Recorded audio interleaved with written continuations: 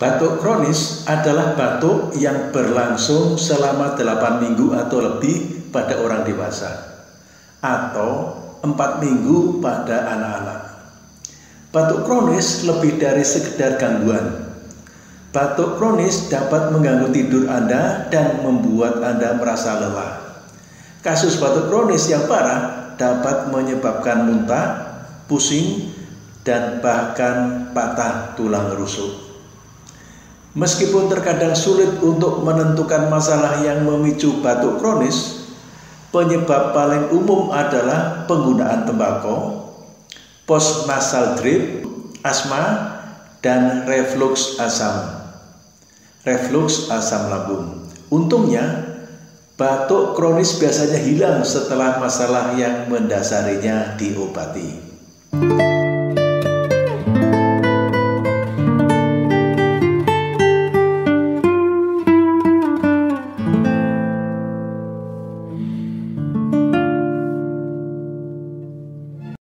Assalamualaikum warahmatullahi wabarakatuh. Insya Allah kami akan membuat video tentang kesehatan dan psikologi ini 2 kali seminggu.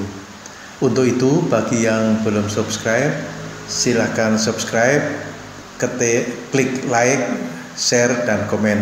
Terima kasih. Gejala batuk kronis dapat terjadi dengan tanda dan gejala yang lain yang mungkin termasuk berikut ini: hidung berair atau tersumbat, perasaan cairan mengalir di bagian belakang tenggorokan Anda atau postnasal drip, sering membersihkan tenggorokan dan sakit tenggorokan, suara serak, menghih dan sesak napas, mulas atau rasa asam di mulut Anda. Dalam kasus yang jarang terjadi, batuk darah. Penyebab batuk sesekali adalah normal karena itu membantu membersihkan iritasi dan sekresi dari paru-paru Anda dan mencegah infeksi. Namun, batuk yang berlangsung selama berminggu-minggu biasanya merupakan akibat dari masalah medis. Dalam banyak kasus, lebih dari satu penyebab yang terlibat. Penyebab berikut sendiri atau kombinasi bertanggung jawab untuk sebagian besar kasus batuk kronis. Tetes postnasal. Ketika hidung atau sinus Anda menghasilkan lendir ekstra, itu bisa menetes ke bagian belakang tenggorokan Anda dan memicu refleks batuk Anda. Kondisi ini juga disebut sebagai sindrom batuk saluran napas atas atau UACS. Asma. Batuk yang berhubungan dengan asma dapat datang dan pergi dengan musim dingin, musim panas, muncul sesekali setelah infeksi saluran pernapasan atas atau menjadi lebih buruk ketika Anda terkena udara dingin atau bahan kimia atau wewangian tertentu. Pada salah satu jenis asma atau batuk varian asma, batuk merupakan gejala utama. Penyakit reflux gastroesophageal. Dalam kondisi umum ini, asam lambung mengalir kembali ke tabung yang menghubungkan perut dan tenggorokan atau kerongkongan. Iritasi terus-menerus dapat menyebabkan batuk kronis. Batuk pada gilirannya memperburuk GERD sehingga terjadi lingkaran setan. Infeksi. Batuk dapat bertahan lama setelah gejala pneumonia, flu, pilek, atau infeksi lain pada saluran pernapasan bagian atas hilang. Penyebab umum batuk kronis pada orang dewasa tetapi kurang dikenal adalah pertusis, juga dikenal sebagai batuk rejan. Batuk kronis juga dapat terjadi dengan infeksi jamur pada paru-paru, infeksi tuberkulosis atau TBC atau TB, atau infeksi paru-paru dengan organisme Mycobacterium non-tuberculosis. Penyakit paru obstruktif kronik atau PPOK atau COPD, Chronic Obstructive Pulmonary Disease. Penyakit paru-paru inflamasi kronis yang menyebabkan aliran udara terhambat dari paru-paru, termasuk bronkitis kronis dan emfisema. Bronkitis kronis dapat menyebabkan batuk yang mengeluarkan dahak berwarna. Emfisema menyebabkan sesak napas dan merusak kantung udara di paru-paru atau alveoli. Kebanyakan orang dengan PPOK adalah perokok atau mantan perokok. Obat tekanan darah, angiotensin converting enzyme atau ACE inhibitor, angiotensin converting inhibitor atau ACE inhibitor yang biasanya diresepkan untuk tekanan darah tinggi dan gagal jantung diketahui menyebabkan batuk kronis pada beberapa orang. Lebih jarang batuk kronis dapat disebabkan oleh aspirasi, makanan pada orang dewasa, benda asing pada anak-anak. Bronchiektasi, saluran udara rusak dan melebar. Bronchiolitis, radang saluran udara yang sangat kecil di paru-paru. Fibrosis kistik, reflux laryngofaring, yaitu asam lambung naik ke tenggorokan, kanker paru-paru, bronkitis eosinofilik non asma, yaitu radang saluran napas yang tidak disebabkan oleh asma. Sarkoidosis, yaitu kumpulan sel inflamasi di berbagai bagian tubuh Anda, paling sering di paru-paru. Fibrosis paru idiopatik, yaitu jaringan parut kronis pada paru-paru karena penyebab yang tidak diketahui. Tindakan medis. Menentukan penyebab batuk kronis sangat penting untuk pengobatan yang efektif.